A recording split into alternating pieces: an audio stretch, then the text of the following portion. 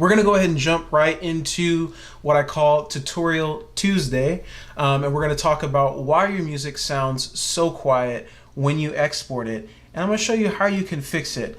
But let's run that intro.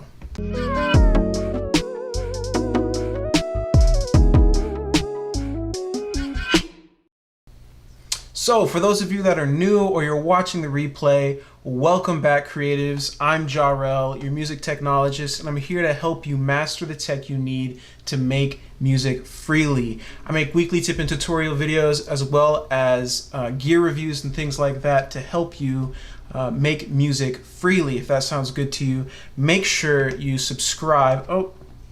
Make sure you subscribe, hit that like button, and don't forget to turn on that notification bell so you don't miss the next one. So let's go straight over to the iPad cam, and we're gonna pull up Beatmaker 3, and you guys are kind of gonna get the sneak peek at a new track that I've been working on. It's actually the instrumental is finished, but I'm working on some vocals soon.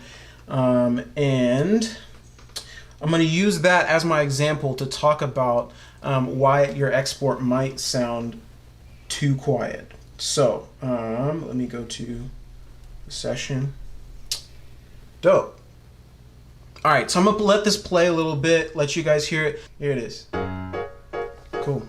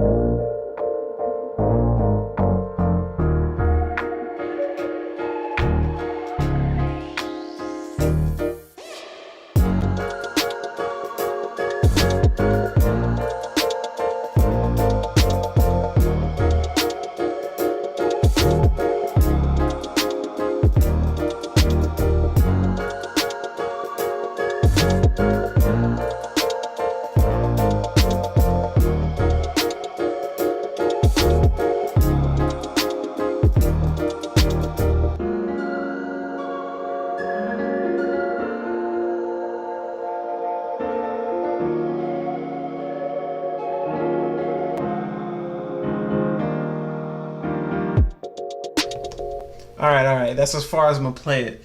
But yeah, I feel pretty good about this one. I cooked this up in about 3 days straight, and it's always the best when you're cooking something up in the studio and it just rolls solid all the way through. Like when you're inspired and you actually keep continuing to press into the track you're making and it actually turns out the way you want it, it was refreshing to get to do this. But let's go back to the iPad and let's talk about how these levels are pumping the way they are. Benjamin Demers, yeah, man, as far as bass sounds go, I'm actually looking into creating a course on how to make dope basses in music. If that's something you're interested in, definitely let me know. But that has been in the works, building a course specifically on bass, because when it comes to making beats and making music, if you have good drum and bass, you could have almost anything else with it, and the track will still thump. It'll still be really good. So if you can master your bass and your drums, you're well on your way to making dope music every time. But yeah, I am looking at making a bass course. So, all right. But about this mix, so let's go over to this mixer tab. This is the main reason that you're not getting your tracks to export sounding, the right volume. If it sounds really quiet, you're like, why aren't the drums hitting the way they're supposed to? The main thing is all the music you've been listening to in your streaming services, your favorite songs, they've been mastered. And mastering is kind of a complex art, but basically the end goal of mastering is to have your track hit zero decibels, 0.0, without clipping. And you want it to, you want to have everything, you know, kind of reach as high as you can without getting any distortion, any artifacts, any things like that. And so I'm not going to teach you full on how to master today, but what I am going to go over is just the basics, the beginning steps of how to make sure you're getting good volume every time. So let's start with this. My drums, which I believe are in bank 1. Yep. All right. Your drums are the main culprit. If you're going through and you're making your track and you're already clipping, chances are it's your drums. So what you want to do is make sure your kicks are, you know, loud enough but not too loud. All right, so I will just solo the kick over this portion right here, and you can kind of hear. Well, let's just solo the whole drum. Whole drum set. Here we go.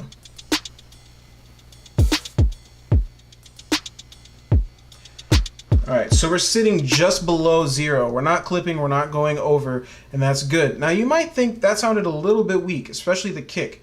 That's because what I've done is I've sidechained several other things to the kick, and that is how you get the kick to push through your mix. Now, if you've seen my video, if you haven't seen my video on how to sidechain in Beatmaker 3, I will link that down in the description after this. But sidechaining is key. So everything, all of my melodic instruments, like my piano, I did play that piano in, by the way. There are no samples in here.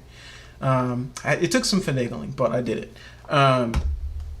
So my piano and any of my, you know, ambient synths, even my bass is sidechained to the kick, and the kick is able to cut through everything, and that makes it to where I don't actually have to pump the volume so high on the kick. I can keep it kind of low because it's cutting through. So let me just pick one of these instruments. I'll start with the House Mark 1 by Henny the Business. Shout out Henny, is dope. All right, let me pull up. Here you go. Now you can see what I'm doing.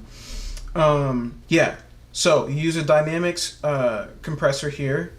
And you just, all you got to do to sidechain is make sure you select your sidechain input, and that is set to in my B1 bank select pad, and I gotta find my kick, which is right there, decap kick 1 shot caviar, and that's it. And then you just want to set your parameters. These are, you know, you want to take a good look. I'll raise this up so you can see it. Those are the parameters I set. So threshold, you know, generally I try to keep it around 20 something. It really does depend on the instrument though. So, you know, this is a more ambient instrument, so it needed to cut through and, you know, and have a little bit longer release than others. But those are the parameters that I set. We'll bring this back down. Yeah, so I've got one there, and I've also got, if you notice, there's a second one down here. I've got the snare sidechained as well. And so the snare and the kick are cutting through the mix, and that's what you want. So that's step 1. Make sure your stuff is sidechained the way it should be. The next thing, you're gonna have to, I would highly recommend, you don't have to, I haven't always done this, but I would highly recommend on your main channel for your drums, compress them. Compress your drums a bit. That's going to take out some of those peaks. What you're doing, what compression really is it's almost like a dynamic equalization that's happening. It's really compressing those peaks that are going to you know, cause your stuff to clip. It's compressing those, and it's making room for, you know, the stuff that's quieter to be a bit louder. So the compression that I used is right in here. I just used the basic koala compression. Nothing difficult to use. Koala effects, I've done a video on that too. It's really dope. And it's not a lot of compression because, you know, the more you compress it, you're gonna start to get some weird sounds. You'll know when you've compressed it too much. Things won't sound right. So we got compressor on there. Recap real quick. Side chain your kicks and your snares occasionally, and then compress your drums. All right. Now, once you've got everything, those two things done, you got to make sure that all your levels are properly set. This is really crucial. Any self-respecting mastering artist would tell you your mix should sound solid before you ever get ready to touch mastering. And that's 100% true. Make sure your levels are set properly. You're not trying to fix your mix in your master. You're trying to have a solid mix first and then come back to mastering. So make sure you've got your levels set. I've got my levels set the way I want them. You know, it's really just as simple as placing your faders. Listen, use your ear. If something's too loud, bring it down. Something needs to be brought up, bring it up. And then once you've set your levels, once you've set that really well, sorry, I just realized I didn't switch the cam for you guys. There we go. All my levels are set. That's what I was saying. And, oh, we just brought something down. Hopefully I didn't mess anything up. All right, and then once you've done that, go to your main out. This is your master channel. So you go to audio effects, and there's a couple of things I've done. I've got like an automation on volume here, and I like to do my automations on a separate plugin so that, you know, I don't have to mess with this volume slider here. So if that makes sense. My volume I've automated in here for areas where I want it to cut out and then come back in. There's a couple of those effects. Matter of fact, why don't I play you one? I do have a volume automation. Right. Yeah, right here. I'll play this section.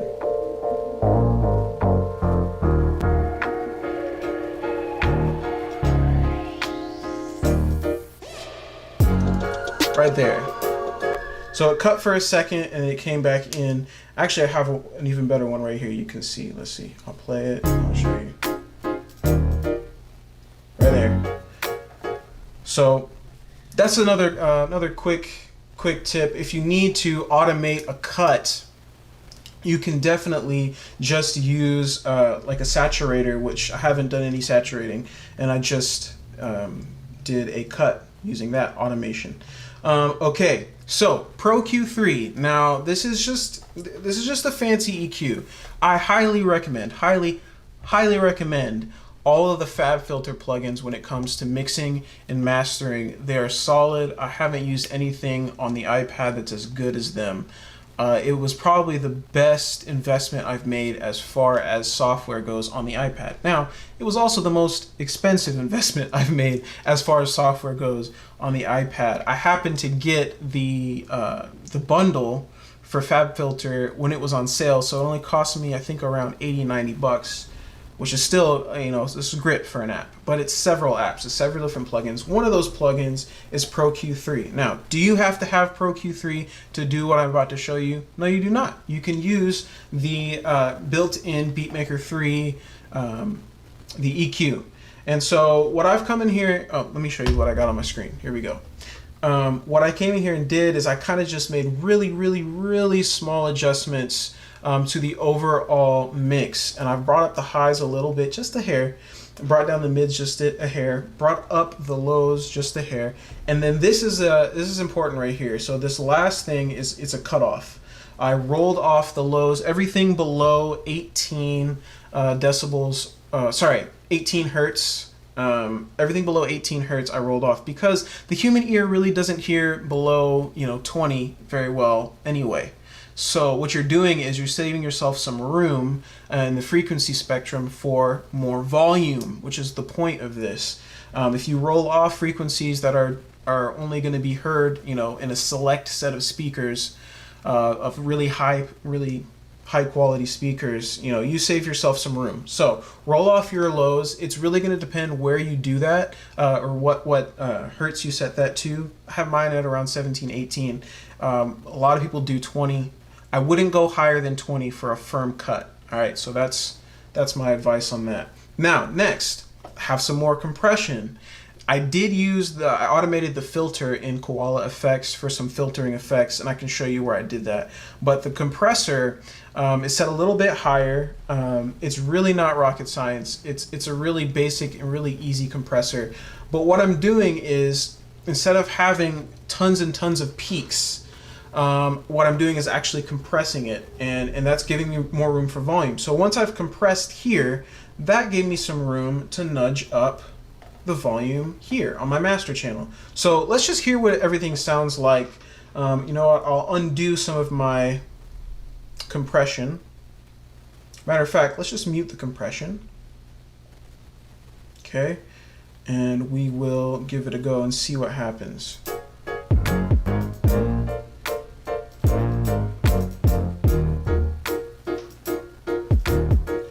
So I don't know if you can see that, but we're actually peaking around 3.2 decibels. So we're not anywhere near zero. Now, when you're checking for levels, you always want to check at your highest, you know, your hypest section where you have the most things at the same time, because that's where your volume is going to be the highest. So let's hit the chorus section. All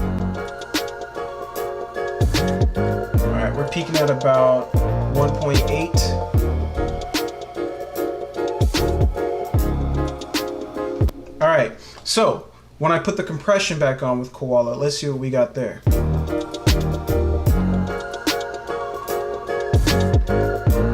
All right, we're peaking at about negative 0.6, which is just below 0.0. Sometimes it's, you know, I would kind of try not to hit right on 0.0 because, you know, you might accidentally, you know, pop above it. Benjamin, definitely thank you for, you know, helping the folks out in the chat. Koala effects, I have had the exact same problem that you're mentioning, where sometimes it loses the settings. Yeah, what I would do, what he's alluding to is when you use Koala effects to do anything in your session, make sure you save a preset on what you did. Once you've got everything set the way you want, before you exit out of BeatMaker 3 or whatever it is you're doing, just save a preset so that in case anything happens, you can reload exactly what you had there. Should you have to do that? No, but unfortunately sometimes these things happen. Stability is, you know, the one factor about iPad music production that has to improve. In the meantime, protect yourself, protect your music. All right, so that's the majority of it right there. That wasn't too complicated, right? So let's just recap. The first thing is put some attention on your drums. Make sure that you've sidechained your kick, sidechained your snare. I can't tell you how many mixes I've heard of people's music when I listen, you know, people that are maybe new to music production. Everything sounds great. They got great instruments and everything, but the drums just aren't hitting, and it's because nothing's sidechained. They're getting buried by all the harmonic and melodic material. Do yourself a favor, sidechain. All right, so we got sidechaining. Compress your drums, okay? Compress your drums. That's another one. All right, number 3, do some EQing on the master channel. Very, very slight. When you're doing any kind of EQ on the master channel, you don't want to do anything dramatic, because if your mix is that far off, you should have already handled that before you did anything on the master channel. So slight adjustments on your EQ, and then make sure you roll off below around 18 hertz, 20 hertz or so, and then compress your master channel. All right, and you don't want to overdo it. A lot of the things you'll notice I did very slight, and I got the result I wanted. So when I exported this, instead of having a track that didn't hit the way I wanted it to, instead of having a track that was really quiet, I had a track that was, you know, it was hitting where it was supposed to be. When I played it and I played something else after it through like Spotify or something, the volume is very comparable. Now, the last tip on this, the last tip I'm going to show you, when you export, I'm going to hit audio export here. First, I'll do the whole song. All right, before, oh, sorry, not showing you the iPad again, my bad. And then, so let me go back just so I don't lose you. All right, so I'm going up to export. All right, I'm hitting audio export. We want to export the whole song. Before you export, you've got to hit normalize. Now, what that's going to do is it's going to raise everything that you've done up to 0.0, okay? So we already tried to get it as close to 0.0 as we could without clipping. This is gonna do the rest of the work for us. It's gonna raise it up to 0.0. Now, if you just make your track, you finish your track, and you don't do any of the things I've talked about before, and you go and you hit normalize, it's not going to be as loud as you think it's going to be just because it raised it up to 0, because you've still got a wide gap in frequency between your drums that are hitting up here with those peaks and then your rest of your waveform down here. The rest of your waveform is what you're really hearing most of the time. The kick and the snare and that stuff just kicks in every once in a while. So that's why we spent that time in EQing and compressing, so that when we came in here and we pressed normalize, we're actually getting what we want out of it. So all you gotta do is do that, hit export. Hopefully that was helpful. If you guys have any questions, for sure, leave them in the chat right now. If I can answer them now, I will. Otherwise, you can leave them down in the comment section or hit me up on Twitter and Instagram. I do answer my DMs there. So if you have any other questions about this topic, definitely let me know. We're gonna get ready to transition now, because we're going to start cooking up some heat right here live on the channel. So stay tuned.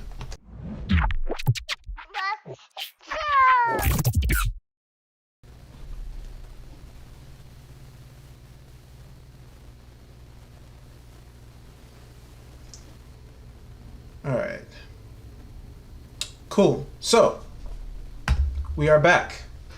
I'm going to pull up a session I started very recently. Benjamin says, do I use the Lo-Fi Dirt app? Yes, I do. Not all the time. I mostly use it when I'm making lo-fi, but not really a whole lot in the other stuff. So, good question. I made a track recently, just started it. Let me see if I can find it. Ah, yes, right here. So, I was talking about Module, right? And how Module is now in AUV3. I wanted to experiment with that, so I started a track. Haven't gotten very far on it, but I'm gonna cook up on it. I played in some chords on Module Pro using my MIDI keyboard. They're right in here, pretty basic chords. AVXLA. I don't know anything about TB Morphit. I'll have to check that out. And let you know. But definitely put the squad on game. If you know some really dope apps, always share with the community down in the chat and in the comment section. But let me play you guys what I've done so far. All I've done so far is I played in some chords, and then I also played in a kick, and oh yeah, I have a little synth that I played, and I sidechained the kick already. And other than that, we're gonna do everything else here live right now. So let's listen to the track.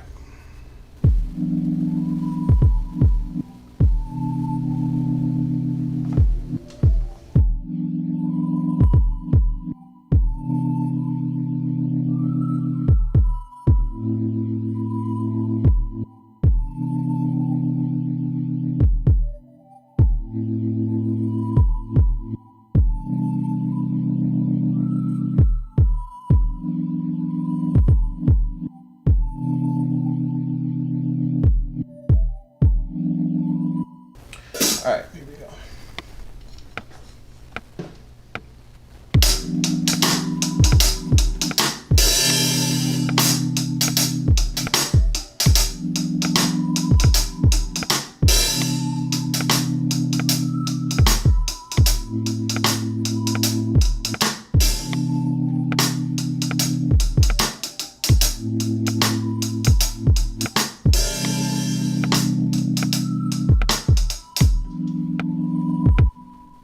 That should do it.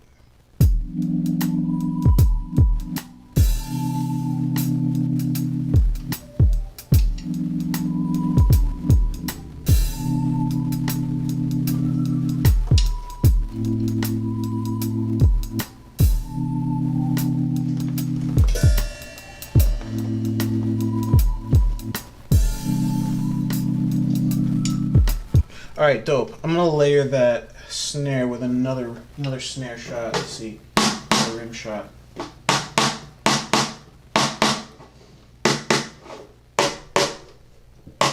Right there. All right. So the new audio track. Let's record that in. Audio input hardware. All right. Dope. Here we go.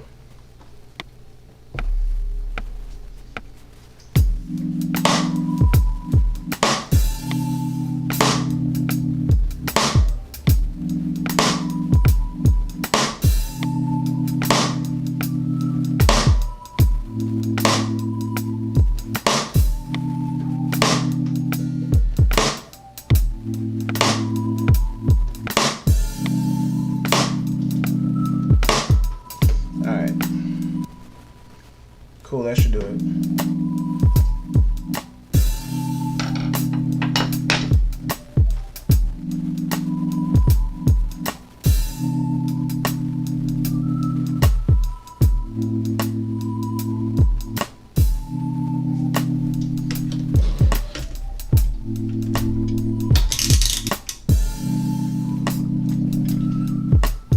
Alright, dope. I think the next thing I want to add is some bass.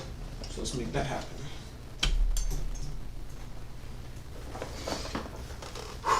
Alright, cool.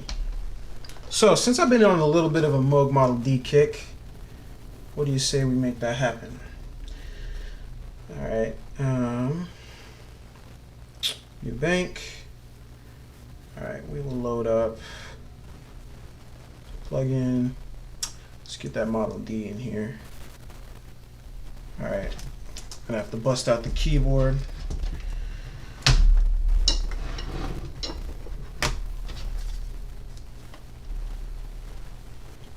Alright.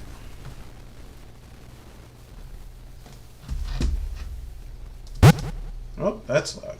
But we're live. Alright, cool. Model D, for whatever reason, is always really loud, so you gotta bring that thing down. Alright, cool.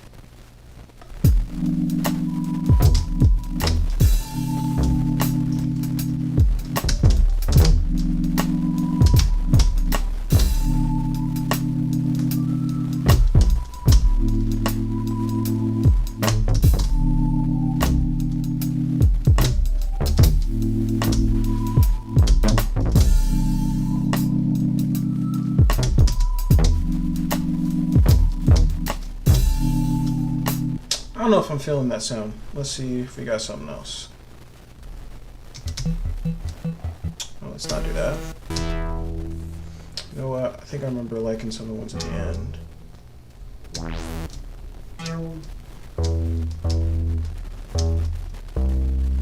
That'll work. Okay, yeah. I like this.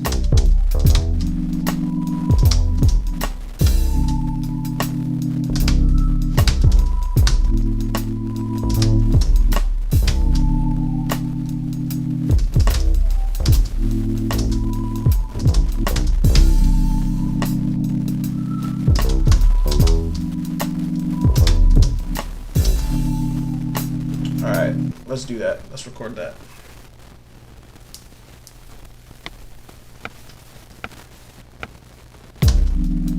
Oh, helpful if I started on the right note. There we go.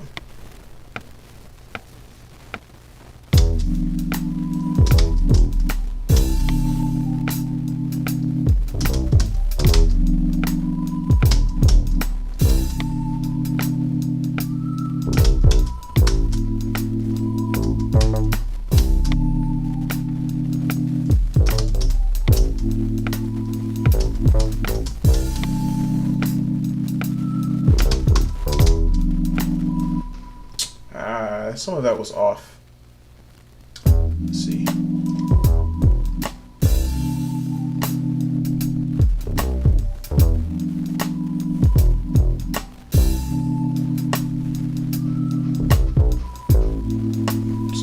good.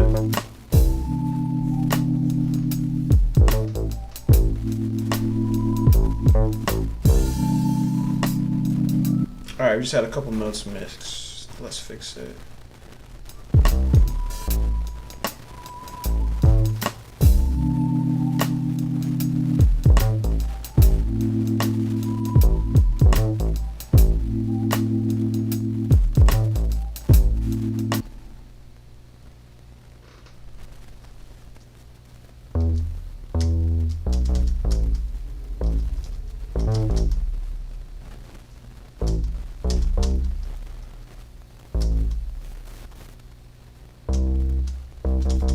Yeah, I think that's where we need to move it. We need to move this note. Let's move this up to C. Yeah, right there. Alright, I think that should do it.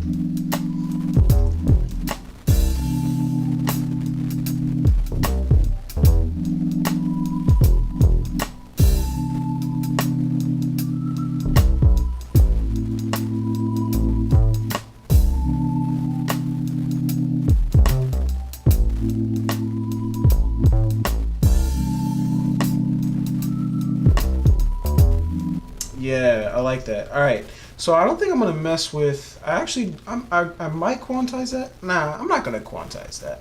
I kind of like the feel of it. Everything's pretty, you know, it's pretty loose, and I kind of like it that way. So, nice. We got some bass in there. Let's add some keys. Let's get some keys in there. Benjamin said, "Oh, am I recording over drums? I sure am. Sometimes I do. Sometimes I don't." Yeah, I guess you can maybe get more accurate if you cut out the drums sometimes. If it's a vibe, it's a vibe. I mean, I feel like if you were playing with the band, the drummer wouldn't stop playing so you could play over it, you know. But you know, no, it's cool. You know, different folks get it different ways. I sometimes I just record over my drums. I'm not recording like over the track, if that's what you're asking. Like, I just had it playing while I was doing it. Yeah. Yeah, Moog D, yeah. Moog Model D is really solid. Yeah, you don't get a ton of patches with Model D, but the ones that you do get are really solid. And, did I mention, it's free. Oh, okay, yeah, Benjamin, you saying that I was recording on the track. Yeah, no, it's on a different track. The drums are on this one right here. I mean, sorry, the Moog is on this one, and the drums are on these two right here. And then, Big One Tower, welcome. Let's go ahead and add some keys. So we got Bank E1, and you know, my number one plugin for keys, many of you know this, Ravenscroft 275, which I don't think I've done a video on yet. That's going to be coming soon, so stay tuned on that, but let's see what we got. All right.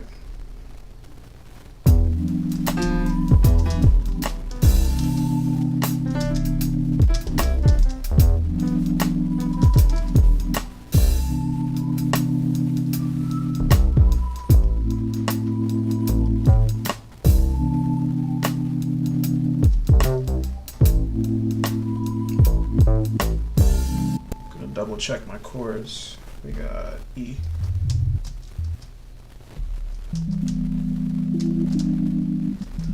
Alright, E minor 7. We got a C. Alright, we got a C. And then back.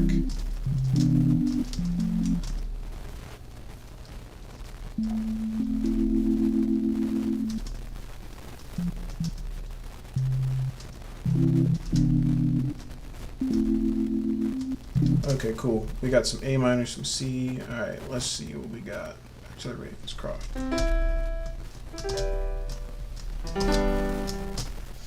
I don't know if I like this setting. Let's hit it on concert.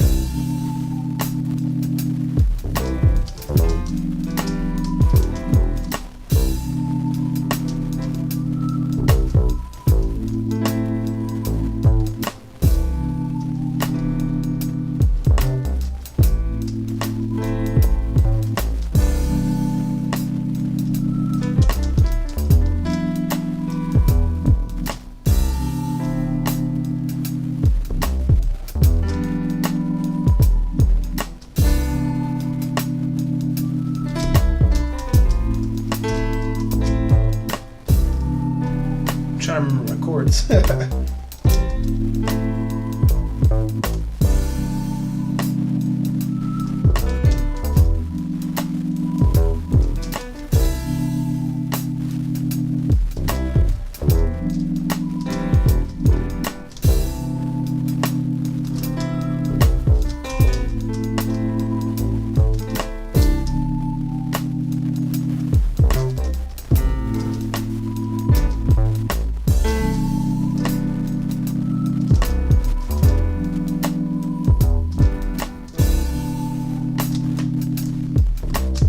It sounds like this. I wish I had. Oh, you know, I do have my big keyboard. Might have to record on it.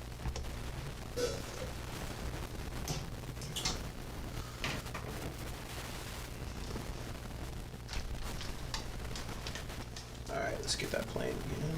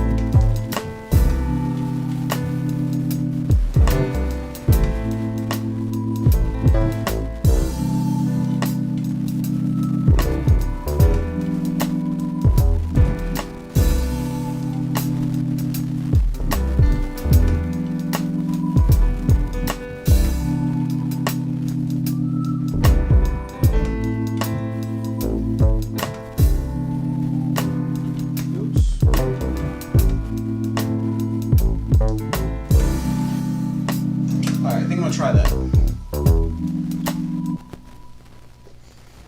Turn the piano back up a little bit.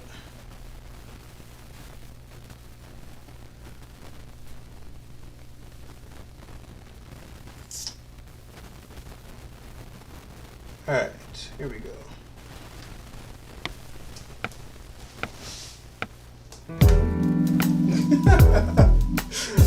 Let me time that better. Undo. Here we go.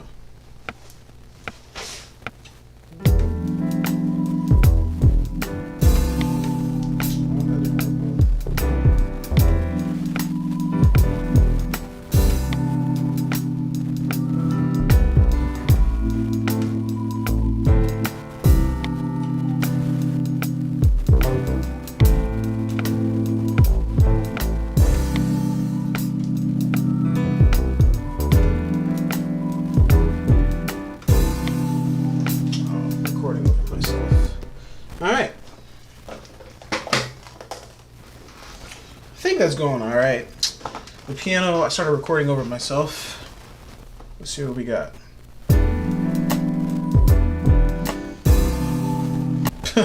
Couple wrong notes in there. Let me see if I can fix that.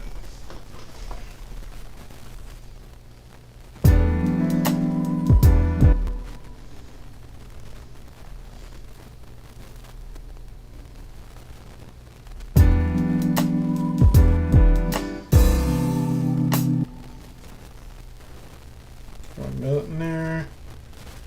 Select those. See what we got.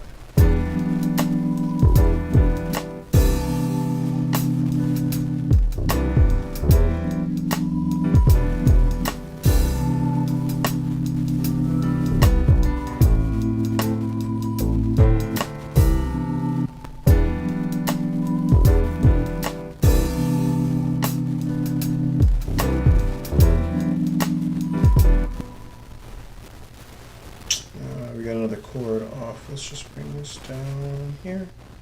Bring that down there. Yeah, so while I'm doing this real quick, pro tip, you don't have to be an amazing pianist to make piano sounds. I should probably mention this because I am not an amazing pianist. My wife, however, she's really good at piano. I am not. So when I'm recording piano, I rely on, playing it in as best I can, but then going back in and doing some editing for sure. So, if you're learning piano, definitely, give yourself some grace. Know that you're not going to play it perfect. Go in and be willing to do some editing. That's how I did the other track you heard earlier. I didn't play everything in there perfectly the first time, so I went back in and fixed some stuff. And, you know, give yourself some grace to do that. So, alright. I'm liking how this is sounding so far. I think I might come back on another live stream and finish this track up. But tell me guys what you think about the track going so far. Let me know. Is it trash? Is it trash? Is it good? I like it. Oh, my wife's in the chat. She's watching. You're welcome. Yeah, until next time, creators, this has been Jahrell, your music technologist. Thank you, all of you, for tuning in. You know, I'll stick around for another couple minutes if you guys have any questions you want to ask. I'll be in the chat, but thank you for tuning in. And those of you that are watching the replay, go make something dope, and I'll see you in the next video.